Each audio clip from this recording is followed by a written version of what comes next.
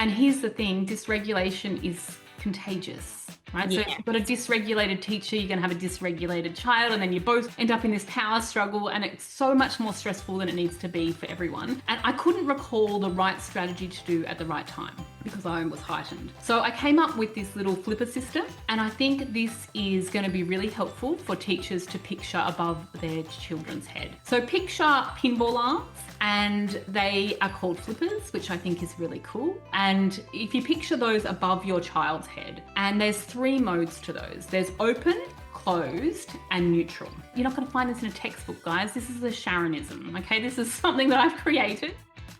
Welcome to Rainbow Skies for Teachers, the go-to show dedicated to teachers who want to make a big difference in education. Whether you're in your first few years or well into your teaching career, we are here to inspire, support, and empower you with bite-sized tips, simple strategies, and the motivation to lead an education revolution, one classroom at a time. We're Ashley and Alicia from Rainbow Sky Creations, 2 Aussie teachers who love all things teaching and learning. We are here to help you thrive as you work toward making an impact in your students' lives while loving your life as a teacher. We are here to help you bring joy, simplicity, and creativity into your classroom on the daily, because there are rainbows ahead, my friend, and together we're unstoppable. Let's get into today's episode. Rainbow Sky Creations acknowledges the traditional owners of the land we have recorded this podcast on, the Dharawal and Whadjuk Noongar people. We pay our respects to their elders past and present and extend that respect to all Aboriginal and Torres Strait Islander cultures. Hello. Welcome back to Rainbow Skies for Teachers. I imagine teachers are going to hit play on this podcast really quick once they see the title, because we know there are so many different kids in our classrooms, one being kids that have ADHD. I think it's so rare that we would have a class without at least one child diagnosed with ADHD in our classrooms. And it can be overwhelming. It's a lot. You know, we've got a lot of things to organize, to do, to react to as teachers. But as you're going to hear in this conversation with Sharon, who is an ADHD coach and an expert, once we understand the why, the how is going to become so much easier. Sharon has got a real knack of breaking things down so it's super easy to understand and super actionable. As teachers, I think we need more and more of this because we're being asked to make sure that we're catering for different needs in our classroom, and it seems to be getting worse, whether it is or whether it's not. So I think today's conversation is an important one. It's a valued one, and I think it's one that you are going to really enjoy and get so much out of. I got so much out of this. I really want a part 2. So we'll have to try and get Sharon on again. But until then, here is our interview with Sharon. So Sharon, for teachers who may feel overwhelmed when they first learn a student in their class has an ADHD diagnosis, so they might get a diagnosis throughout the year, or they might come into their class afresh and then that's what's been handed over to them. What's the most important thing you want them to understand about ADHD?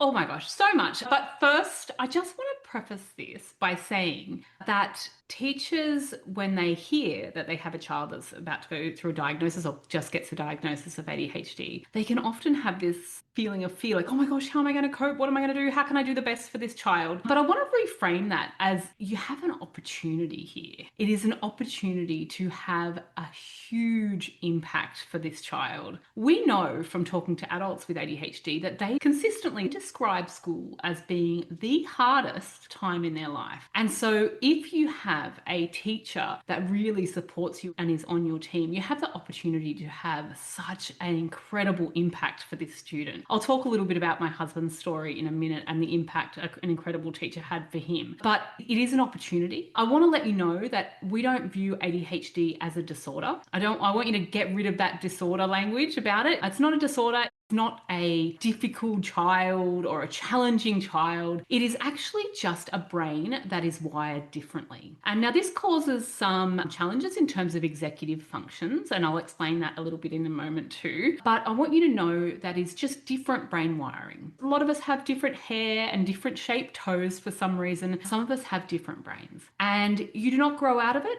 And you definitely can't discipline it out of a child. I want to reassure people that it is a beautiful opportunity to support a gorgeous human with a different brain. Fabulous. I want to get into the real nitty gritty of how we can support children that do have this different brain wiring. I really love how you've described that. And I think that if anyone has been online lately or done a little bit more research themselves, they will have understood that's exactly what ADHD is. It's just a different way of thinking. So what are some simple, because teachers are all about simplicity, they are standing in a classroom with lots of little people, everyone's got different personalities, everyone's got things that they bring with them in the classroom, lots of balls in the air. So teachers are all about simplicity. What are some simple but evidence-based strategies teachers can use in the day to support those students with ADHD in their classroom? My first thing would be to recommend connection above everything else. So we know that children with ADHD will participate and be on board with strategies and be on board with classes and lessons and activities way more for people that they believe are on their team. So before we do anything else, we want to establish a relationship with that child. Now, when I say that, you often think of, oh, that's going to take ages. Like we don't have time for that. We're in a big class. And I want to acknowledge that's really hard for teachers. I cannot imagine what it is like in front of that classroom with all of the different kids and all of the different learning requirements and processing modalities and all that. I want to hold space for that because that is absolutely significant. But I'm going for micro moments of connection. Okay, so we're just going for that little second. And that might be as the child comes in saying, like, I'm really glad that you're in my class. Letting them feel really welcome, or just having that little bit of eye contact if that child is open to eye contact, not all kids are, or the high five. Hand signals go really well, high five or those sorts of things, just to have that little moment of connection. Now, I want you to see connection a little bit like an anchor. It's an anchor when your brain is swirling and you've got a very fast brain, that little connection just lets you know, I've got you. Now, ADHD by nature is a very heightened nervous system. So they perceive threat everywhere. There's a thing called rejection sensitivity dysphoria where they're perceiving rejection all the time and their nervous system is just heightened. They're very quick to go into fight or flight. So if you can provide that connection straight off the bat, that is the perfect strategy. And reconnecting with that child every time there is a transition, and that can just be something like a little hand on the shoulder or saying their name in a nice way. Or I do lots of hand signals with my kids. And I know this isn't a classroom strategy, not appropriate for a classroom, but I like this little one. I do this little blink where I blink at my kids and it's called an eye hug. And it just is a way. Yeah. And so it's just a way of me going, I see you, I've got you, I'm hugging you, but not publicly because they're 3 boys and they'd be like, Mum, I'm really not cool anymore. But we know that that would be my first thing. So connection over correction, because we know we've seen the meme, right? That kids with ADHD get 40,000 more negative feedback than the neurotypical child. So we know that connection is important. So go in for that one first. Next, if you've got a child with ADHD in your classroom, make sure they have a learning support plan in place. Legally, they have to. Now, for schools, this is really challenging because a lot of kids need these learning support plans. But under the Disability Act, we absolutely need them to have a learning support plan. I've got templates for this as well. I like it because it really specifies when this happens, we do this. When this happens, we do this. And it takes the pressure off the teacher to think of a new thing every time for each child. So having those listed out strategies and procedures for what is going on can really take the pressure off. So I highly recommend doing those, and not the one-pager random ones that I've seen. I've seen a few that are just like, they don't actually say any strategies. Go for one that is created by an educational psychologist or an ADHD coach that specializes in this to make sure that we actually have strategies in there, because it's not really up to the teacher to think of all these strategies. We want someone else to think of it and the teacher to be able to take the pressure off the teacher. So I would go have a learning support plan in place. And then I don't know if you guys have noticed, but kids with ADHD usually hate being told what to do. Oh, no, I've never noticed that.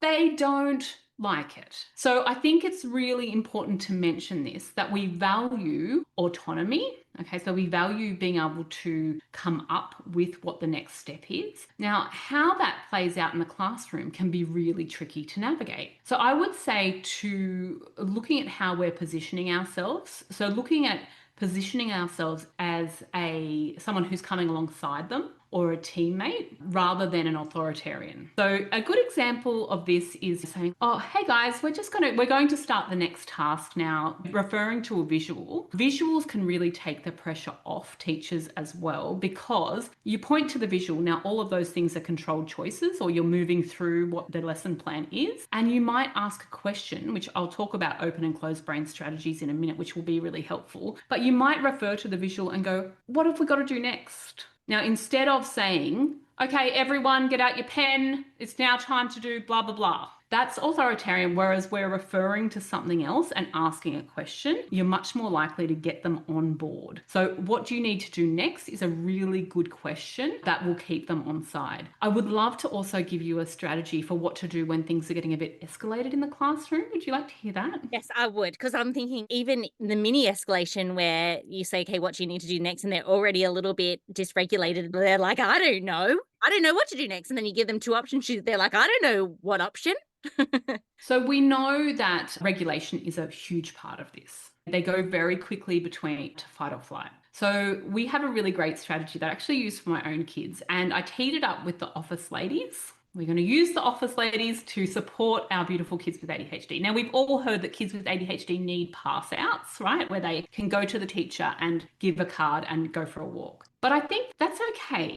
And I think that's a great accommodation if used correctly. Now, I want to sideline by saying that an accommodation isn't an accommodation if it's given in the tone of a punishment. I was in a classroom once and I watched a teacher go out and jump on that trampoline. That is not an accommodation. That's a punishment. Okay, so just flagging tone, because we have kids that are got a heightened nervous system, they're going to pick up on your tone. So we know that a walk can be really good. Getting outside in nature, changing the scenery. We know kids are sensitive to the environment and to regulate. And it also gives the teacher an opportunity to set the other kids up in the class. So if you've got a child who's becoming escalated, and you can see it, you start to see that jerky body language, the clenched fists, the raise in volume, shorter sentences, you can go, hey, I've got a really important job for you. Now, kids with ADHD love really important jobs. So usually, and you're going to hear me make some generalizations. This is a generalization for the topic of this podcast. Everyone's different, but I want to make sure that we cover these important things. Usually love an important job. Get them to hand out the sheet, hand out the drink bottles, do whatever. Get them to do what they perceive as an important job. But as they're becoming dysregulated, say, hey, I've got a really important job I need you to do for me. Can you take this very important note to the office? Now, this very important note is in a sealed envelope. They take the very important note to the ladies in the office. Now, this is a code. Okay, there's no note. There's no note. And the ladies in the office are in on it. They make a big fuss of the child, like, you are amazing at this. Thank you. Your teacher must think that you're amazing for delivering this note. This is a primary school strategy, right? Of course, yeah. And I actually had some biscuits in the office, and they would give my son a biscuit. Now, the reason that I say use the biscuits is because a lot of our kids don't eat during the day, and that can affect, they get hungry, angry because of medication side effects and things like that. So if they have a biscuit and a walk and a bit of praise, we're using 3 strategies, and we're buying that teacher a little bit of time to get the other kids set up. Now, the child with ADHD then comes back to the class after they've delivered their very important note, and they are regulated and they are ready to get started. And now we have a regulated teacher and a regulated child. So those things can be helpful. Another thing is iced water. So having water with ice in it from the parents, or if the teacher provides it, that is a really good regulation tool to just bring it down a couple of notches. Interesting. Yeah, so it's great. Just brings everything back to mouthfeel. We know kids are very sensory. So just bringing it down just a couple of notches. Now, these strategies will not work when you have a child that is in the red zone. So if you have a child that's already in fight or flight, the only strategy is move to safety. And so we can talk about that as well. But I think that these are ones that you employ when the child is just starting to get heightened. So I wanted to say those things are the pass out, making sure they have a learning support plan, connection above all else, and be careful how you position yourself with tasks. So it's not you against the child, and this is how the child will perceive it. It's you and the child against the task. Oh, we've got this bit of comprehension. Let's smash this. Let's rip this task apart. Let's go for it. Like, it's you and me against the thing.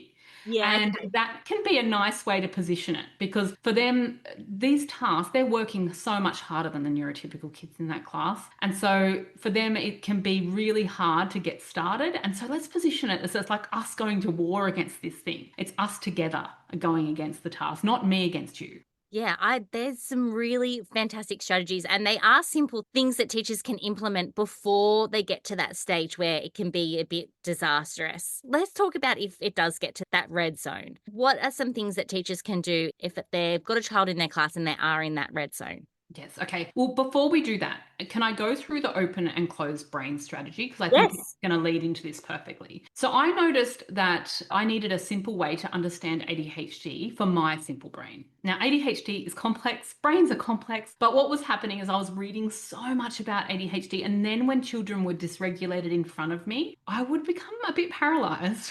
I wouldn't be sure about what to do, and I would become dysregulated. And here's the thing, dysregulation is contagious, right? So if you've got a dysregulated teacher, you're going to have a dysregulated child, and then you both end up in this power struggle, and it's so much more stressful than it needs to be for everyone. And I couldn't recall the right strategy to do at the right time because I was heightened. So I came up with this little flipper system, and I think this is going to be really helpful for teachers to picture above their children's head. So picture pinball arms, and they are called flippers, which I think is really cool. And if you picture those above your child's head, and there's 3 modes to those. There's open, closed, and neutral. You're not going to find this in a textbook, guys. This is a Sharonism, okay? This is something that I've created because I needed an easy way to be able to know what to do in the moment. So this is when, you're finding yourself just getting a bit stuck on what to do for children with ADHD. So open, we know what opens it. Praise opens it. Novelty opens it. The sense that they are liked. This is why that connection piece is important. The sense that it is easy. The sense that they're doing well. Anticipation opens it. And urgency opens it. Now, urgency is different to overwhelm and pressure.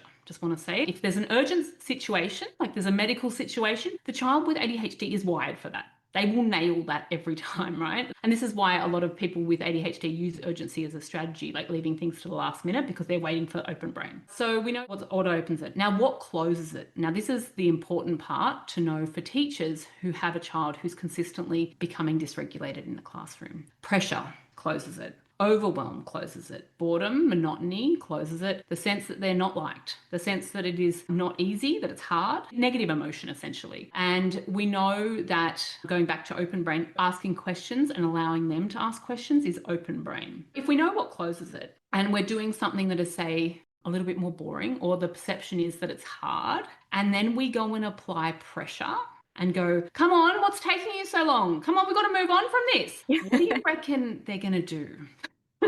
Oh, I'm here cringing a little bit at my teacher self, only because, as you're saying, all the things that close those gates are things that happen at school like every day. Yeah. And so we get taught, this happens in parenting too, right? We get taught that when we're going into closed brain, this is a closed brain now, they're having trouble, and they'll go into 2 modes. It'll either go like they're walking through mud, so they go into paralysis, or they go into fight or flight and they come out swinging. Now, to me, both of those are exactly the same nervous system response. One's lucky and one's unlucky. You have a child who's sitting there shutting down in class, but doing it quietly. They don't draw a lot of attention. No. You have a child that swings around and hits the child next to them and starts screaming out the F word. They draw a lot of attention. Now, that is an unlucky behaviour. The other one is a lucky behaviour, yet it's the same nervous system response. Both of them aren't learning anything. Right? And so what do we do when we see a child whose brain is closing, right? The flippers are closing. We apply pressure. We attempt to negotiate, but they're not hearing our words. We start stacking things on. But you got to do this, and I told you that after this, and now you got to move to this, and we apply more pressure, and we actually push them into fight or flight. And then we either get the shutdown, some aggression, or an escalation in behavior. So what we're better off doing is throwing an open brain strategy. Now, this is why I like the flippers. Okay, we can see the flippers are closing. We're starting to notice that they're going into that mode. What can we do? Okay, we know interest. That opens it. So we start talking about something they're interested in. So you're writing on the board, this child's into motocross or into soccer. Let's start using soccer analogies, or motocross. Let's start talking about something like that, and you might be able to just stop at closing all the way. You can use novelty. Don't underestimate the fart sound. So like you can do that. You can squawk like a bird. You can talk in an accent. You can do these things as you're still giving the instruction, throw a bit of novelty. And that will just allow the brain to open. You can allow them to ask questions. Now, I really want to highlight the importance of a teacher saying, wait, hold your questions till the end. If you do that to a child with ADHD, they will not listen to a single thing you say after that, because all they'll be thinking about is, I can't forget my question. I've got to remember my question, and they'll try and hold on to it. And now they're not participating in your lesson. If they are yelling out a question, and I know we have to put hands up and we really want to encourage that because of the class and keeping everything orderly. But please know that a child that yells something out, that's open brain. That's them engaging in your class. So we want to have compassion for that. We know that there's poor impulse control, but it is essentially an open brain strategy. So don't discipline that too much, because it is them trying to engage in the classroom. So we've got the open, we've got closed, and now there's also neutral. So neutral is more in line with habits and rhythms, those predictable rhythms, where your brain isn't actually engaged or shut or unengaged. It's more like muscle memory. And that's where we get to in ADHD coaching with a lot of the monotony and the boring tasks. So we can outsource our brain space to some of those habit forming rituals that we go through, which I'm sure we can delve into as well. Yeah. Oh, gosh, there's just so much to talk about with this. That's actually a really great way to visualize it, because almost you can see it as a teacher. You're like, oh, this is like it's starting to unravel. What are some little things that we can do before it unravels so we don't get to that stage where everything is completely just fallen apart, which is really tough. But I think teachers are so skilled at reading people and reading kids. That's a really good suggestion, that they can start to put things into place that can really help those children. In the classroom, as I said earlier, those things that you mentioned that close the flippers down, make the closed brain, there might be things that you have to do that are perceived as boring. They're going to be things that they don't enjoy. How do we get around that?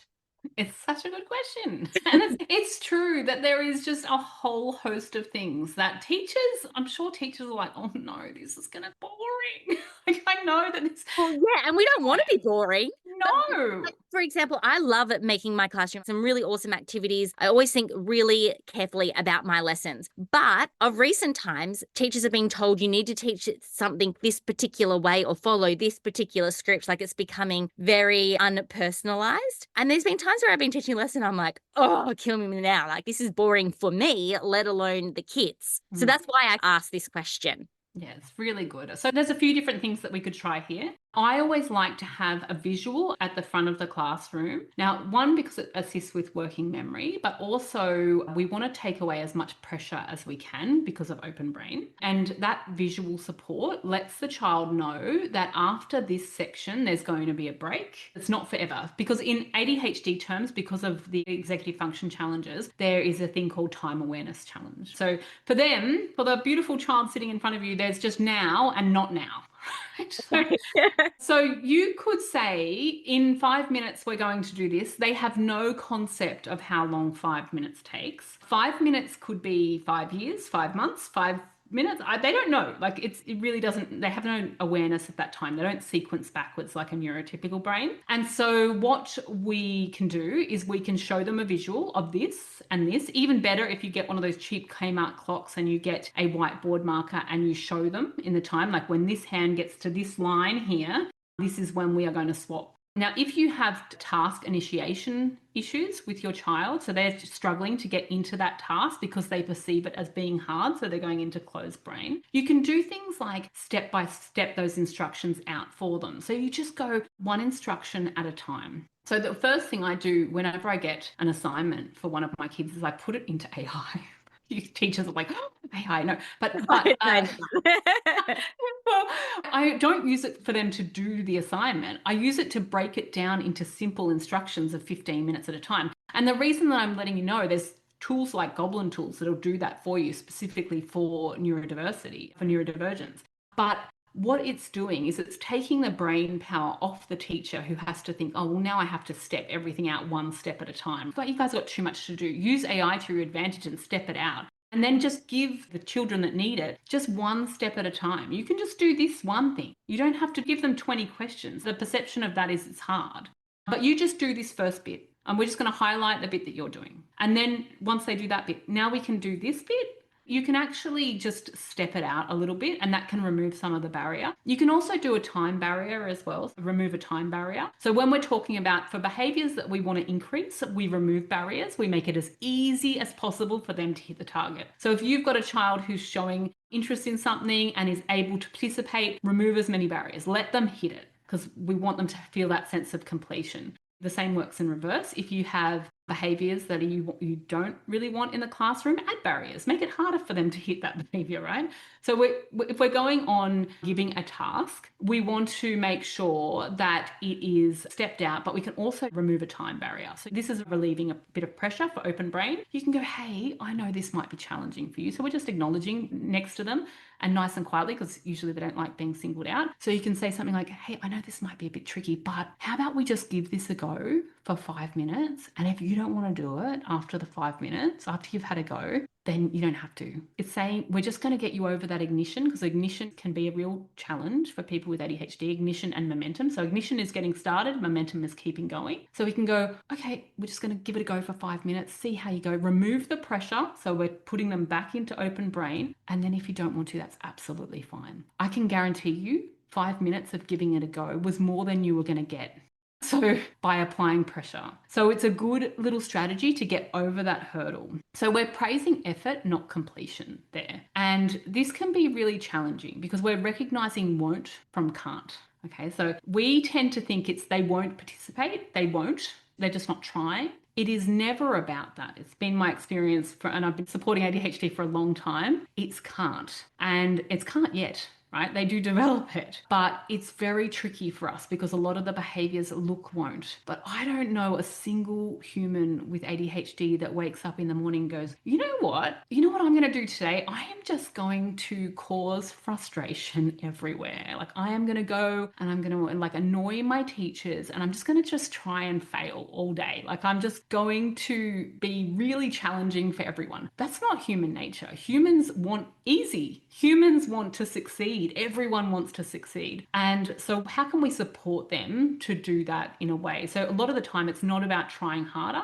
It's about trying differently for kids with ADHD. Because I can imagine teachers listening to this going, but I'm so busy. I've got so much going on in the classroom. The good news is that a lot of the time ADHD friendly strategies actually lift everybody up. Yes. They support everyone in the classroom. And so when you've got your go-to and your tool belt of strategies, you can go, okay, just going to throw this at it, and it supports everyone. So it's really good. I was thinking that as you were talking, because breaking things up for little people, no matter whether they're neurodiverse or not, is important and can help everyone. So you're so right. We can put these strategies into place. We also talked as teachers so much about building community and getting to know our kids. And that was the very first strategy you mentioned, is making that connection. And that I know that teachers want to do that with all of the students in their classroom. So again, it's something that you can use for everybody, but making sure that you're making a point with those kids that have got ADHD, because that will really help them. I want to tell a little story if I can. Oh, I want to hear it. I want to tell two really beautiful stories from my own family of teachers that have made a really good impact and just had such a profound effect. So when my husband was in school, and this is like 80s and 90s, guys, it's not where we did our best work with ADHD, I've got to say.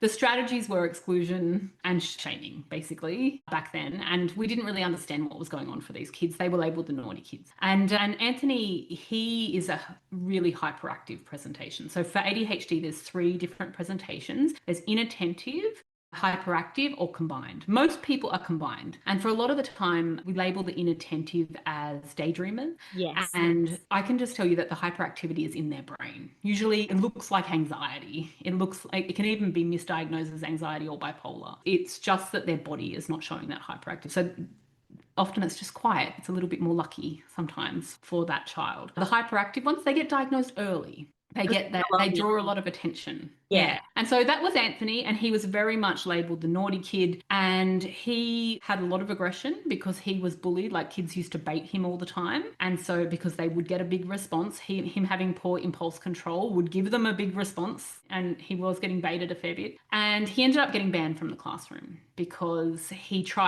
saw a kid teasing him through the glass and he tried to punch through the glass to get to the child. Now, this is in primary school. This is extreme behaviours. But the principal at the time recognised something in Anthony and recognised that he was very good at building things with his hands. And even though the classroom might not have been the best environment for him, and there's no way this could happen today. This is not a strategy for current day school. No.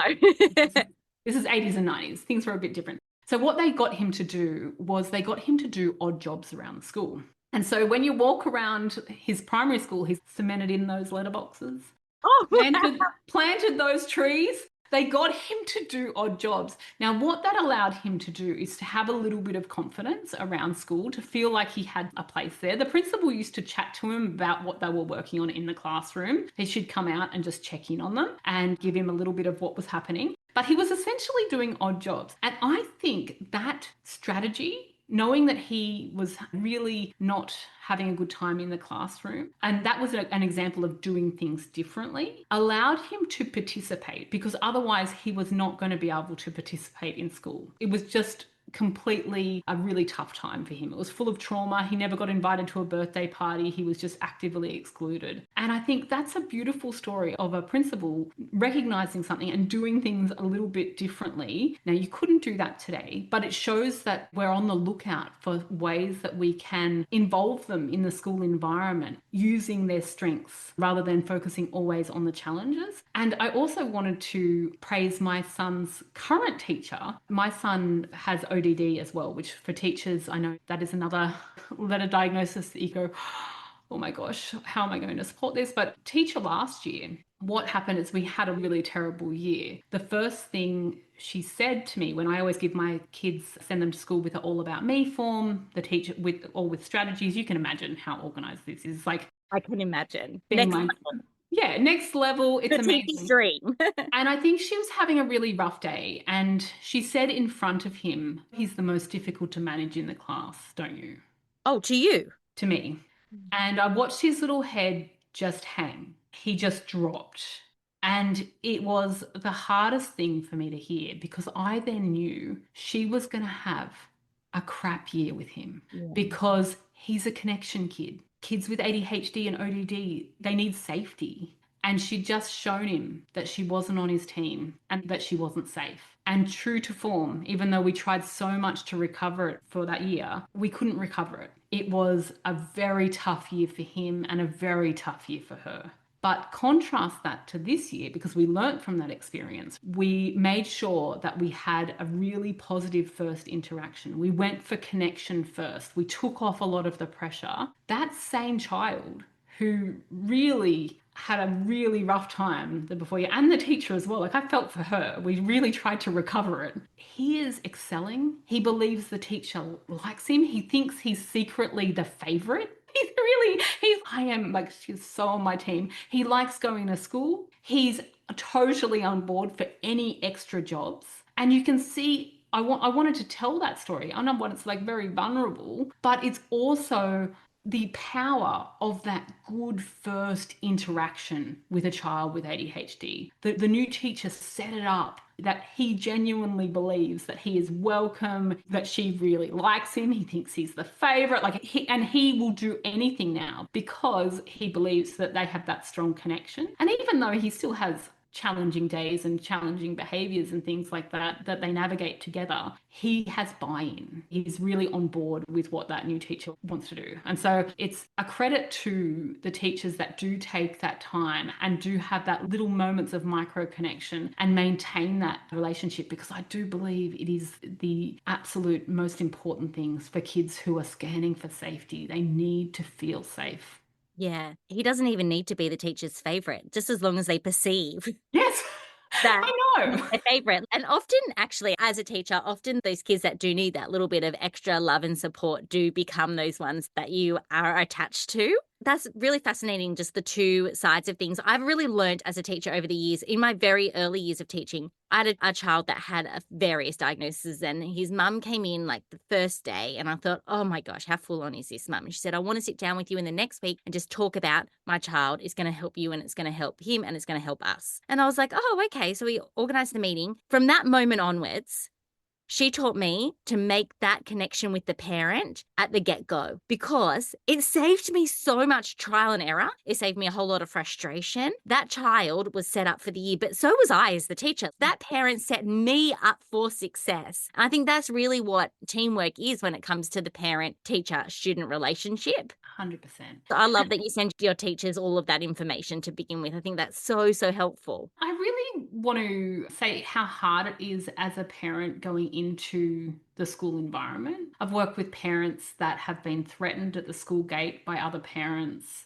And for a lot of parents, it can be death by a thousand cuts because everyone means well, but you're getting a lot of negative feedback. So you go to school and the teacher's like, "You didn't have a good day today." And that feels like a little cut. And then you go to sport and, "Oh, we've had a hands-on incident. We can't do this." And then you get another little cut. And then you're going to all these little places and just getting a little bit of negative feedback. And it's hard because it feels like you're isolated. It makes you feel like you can't go anywhere and you can't take them anywhere and you can't participate. But I think what we want to take out of that is that it is such a collaborative relationship. And this is where that beautiful story that you just told about you collaborating with that parent, it's working together and having that nice relationship where you can say the challenges that are happening, but also the good stuff that is happening. It's so beautiful to know what your child is doing right and not just get a phone call when there's stuff hitting the fan, right? Because it means that it fosters this beautiful open relationship.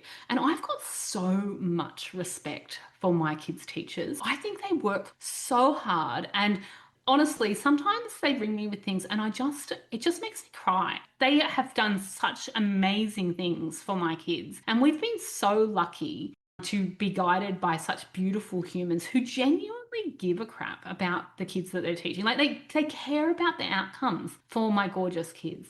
I do want to share another little strategy. If you're having trouble working, maybe there's a bit of perceived tension with a parent, as a teacher, I've got a little strategy that might help too. Oh, this is fabulous. Yes, because I think the idea of teachers and parents working together is vital in this conversation. For a lot of parents, depending on where they are in their journey, it's hard to navigate. Like it's ADHD, there's a lot of misinformation out there. We know it's largely genetic. So if a child is presenting with ADHD, more than not, one of the parents or both of the parents are going to have it too. Yeah. Maybe they weren't supported in the way that they should have been. So they haven't been given the executive function skill training or skills that they needed. And then they're trying to navigate and support a child through it as well. It's really hard. And we know that it places extra financial pressure. It places time pressure. We get appointment fatigue from all the appointments. It can be a perfect storm. And so having that beautiful anchor, like we talked about, and collaborating with your child's teacher can be just such a blessing. Do you remember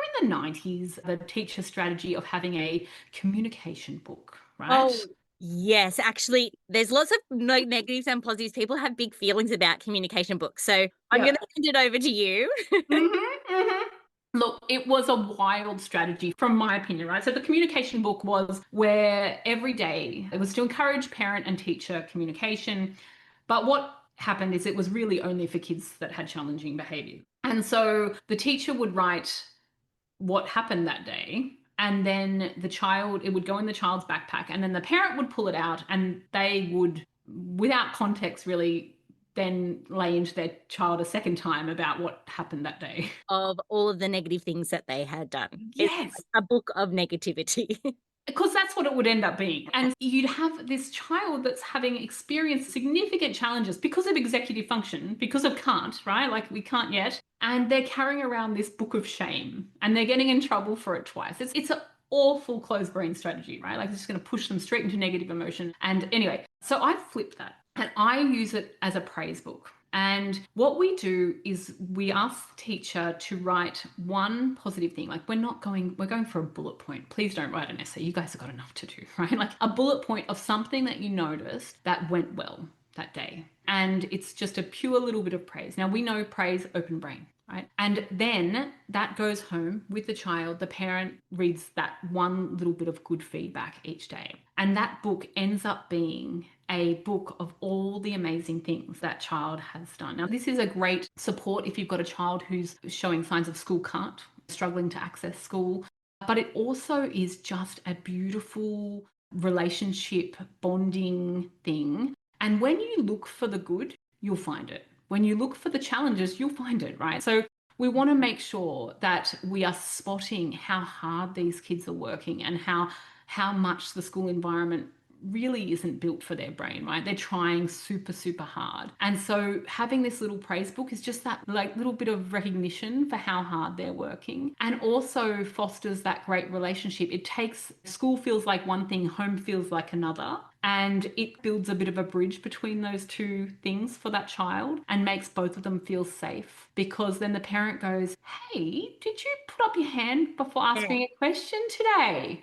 Oh my goodness, and makes a bit of a fuss about it. And it combines those two worlds for that child. And I think it is just such a beautiful strategy. And when done well, which it really can be, it can be a beautiful thing for both teacher and student and parent to be able to communicate for about those positive ways and boost up that child's self-esteem. Because we know that kids with ADHD, it takes a huge hit on their self-esteem often. And then you start seeing a lot of the behaviours that become more challenging for teachers, like opting out. So we're not going to participate because we're scared of looking different, or we're scared that we're going to fail. So we're not doing it, not going to do it. Or we start to do another behaviour, which is trying to control the game because we're anxious about the outcome. So when you see a child with ADHD in the playground, like trying to control that situation, please know that's an anxiety response. They are worried about looking different. They know that they are 30% behind their peers in maturity. Now, this is a bit of a mic drop moment for everyone. Children with ADHD are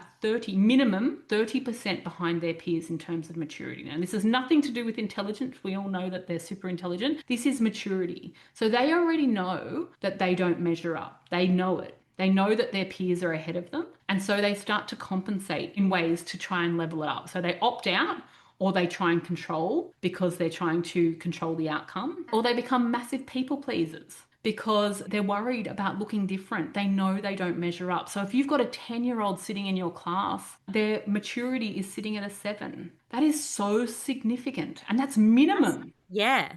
Well, think about a kindergarten class. Mm. When they're 5-year-olds, there's a very big difference between a kindergarten child and someone who's in preschool, which is inevitably their maturity level. Yeah, that's huge. I think that's a great reminder. I think things like that for teachers are so important. Sharon, we could talk all day. I feel like we need to bring you back for a part 2. Let us know, everyone, if you want a part 2. Sharon is so busy. She's off to another call. So I'm just going to give you my final question, which is a question that's been left by another guest. And we've also got a question of yours, which we will give to a future guest. So your question is, what are some of your earliest memories, and do you think about them at all as an adult?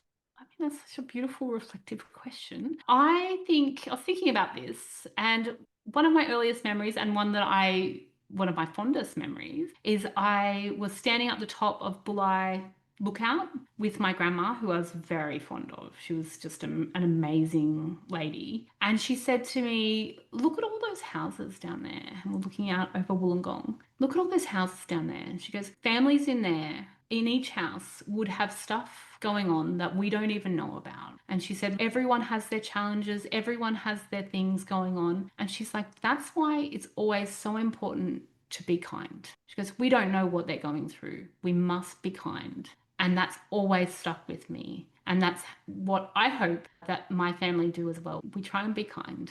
I love that. That is so true. Everyone's got their own little story. We spoke about that at the very beginning of the podcast when we were talking about the little people piling into our classroom at the beginning of the day. And it feels like you've lived a lifetime before you've even gotten to school as an adult and as a kid. And it's so true. You never know what's going on. Yeah. Sharon, you've been amazing. I really do want to get you back. There's so many more questions I want to ask you. Can you tell our lovely listeners where they can connect with you? Because you are an ADHD coach. Yes, yeah. So I have a website called thefunctionalfamily.com. I also have a free support group. I've got a podcast, the ADHD Families podcast. We've got tools for teachers. We've got lots of stuff, lots of free resources on our page. And you can always email me at hello@thefunctionalfamily.com. I am here for the community, and I have a huge respect for teachers that are supporting our gorgeous kids with ADHD. And we know the impact that it can make. But yeah, feel free to reach out and get support. It's been my experience that teachers are actually crying out for support to help our kids with ADHD. They are crying out for it. It's really important that we actually give teachers what they want. Let's help them with practical strategies in the classroom. And I'd like to let people know what an ADHD coach is trained in, because I think it can be quite confusing. An ADHD coach, and please, if your family, if any families are working with ADHD coaches or you're looking at ADHD coaches, they need to be credentialed and have ADHD specific training. There is a website called ADHD Coaches Australasia. Only the credentialed coaches are there. If they're not on that website, they haven't done, because coaching is unregulated, right? So we need them to have the right training. And so all those coaches are. And what we are trained in is we are trained in executive function challenges that come along with ADHD. So think about task, prioritization,